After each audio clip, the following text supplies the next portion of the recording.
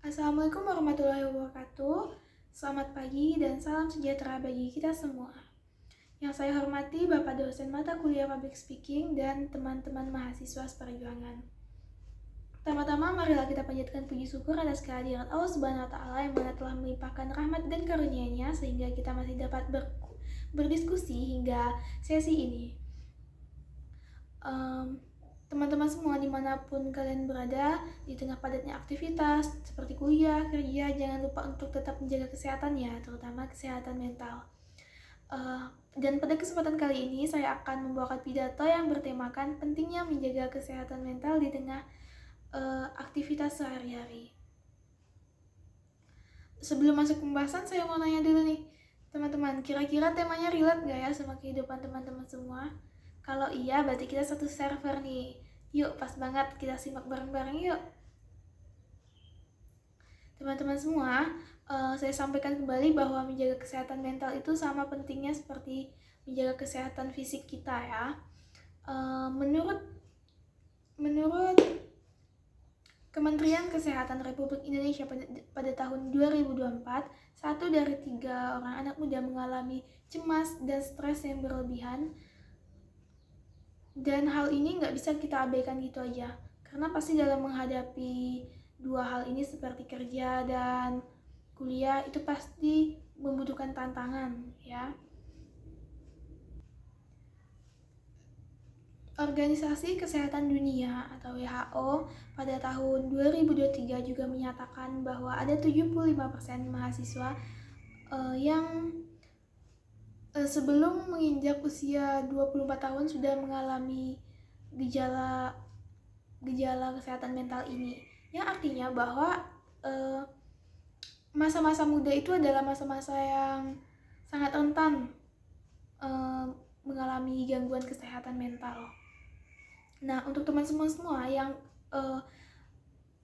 pernah mengalami gejala tersebut, pasti teman-teman sering nih mengalami. Contohnya tuh kayak susah tidur, dan mudah emosi, dan mudah lelah atau nggak bersemangat. Nah, jika teman-teman pernah merasakan hal tersebut, segeralah untuk istirahat yang cukup, pergi jalan-jalan, bercerita dengan orang terdekat, atau mungkin jika ada waktu luang dan budget lebih, mungkin healing dengan berlibur keluar kota mungkin. Nah, karena ketika kita mengalami gejala tersebut, itu berarti tubuh kita itu mengeluarkan sinyal bahwa kita itu harus istirahat gitu. Nah, menurut survei dari Kadata Insight pada tahun 2024 mengatakan bahwa 63% mahasiswa mengatakan bahwa sulit dalam mengatasi antara pekerjaan dan antara kuliah dan kesehatan mental. Terkadang mereka lebih sering mengabaikan kesehatan mentalnya dibandingkan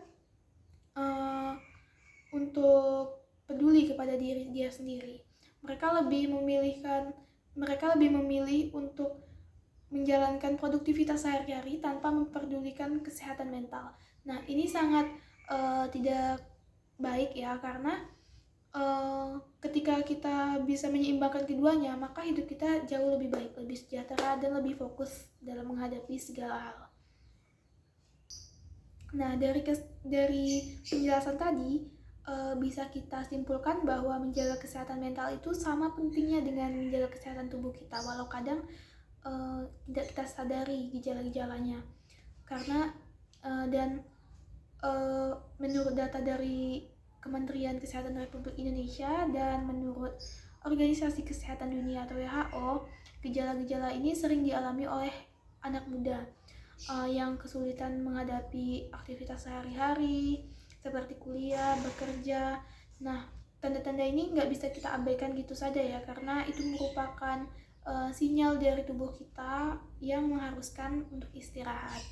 Nah, jadi buat teman-teman semua, kalau udah merasakan hal-hal tersebut, segera istirahat ya. Dan saya berharap juga semoga kedepannya kita lebih peduli kepada diri kita sendiri, dan tetap utamakan kesehatan, dan setelah itu baru kita lakukan kegiatan kita. Karena kalau misalnya kita sehat, maka tugas-tugas kita bakalan lebih fokus, lebih selesai dengan baik jika kita lebih peduli kepada kesehatan kita. Jangan lupa juga untuk tetap berusaha, semangat dalam menjalani aktivitas sehari-hari. Karena kalau misalnya kita mengalami gejala tersebut, kita harus cerita dengan orang terdekat, atau jika butuh bantuan minta tolong kepada orang. Karena kita terkadang sebagai manusia biasa nggak masalah ketika kita merasa tidak baik-baik saja. Semoga tetap semangat, dan jangan lupa untuk ibadah sebagai pegangan hidup. Sekian dari saya. Kurangnya mohon maaf. Semoga pidato ini dapat bermanfaat dan menginspirasi untuk teman-teman semua. Sekian dari saya. Assalamualaikum warahmatullahi wabarakatuh.